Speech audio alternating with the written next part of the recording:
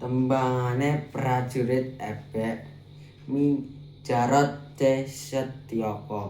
Minggir utawa mlebu sejerone bebarisan Kisana Kiye Pringgoda turangga sing bakal nrabas sabarang jaman, sing ora bakal maras maring sawarnane genggaman, ora mingset merga panase palagan sing ngagi kobaran. Apa maning mung rajang kukus kingsire kahanan, minggir utawa mlebu sejerone bebarisan Kisana. Sewise jembleder swara pecut kaya bledhek ngladung tawang.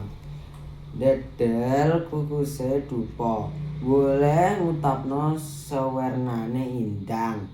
Aja wani-wani rika nyepelekno najan mung wujud jaran kepang. Kiye panjelmane Gunung Senopati, manggala sekabehe perang.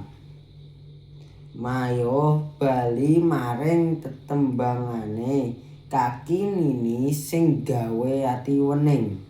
Merga suwise ning kalangan memandang gending eling-eling. Langka dalan liya sing bisa dituju kejaba kudu bali maning.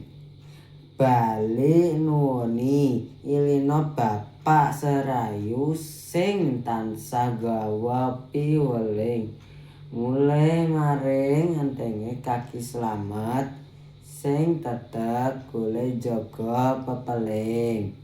Purwokerto pungkasane Januari tahun 2005.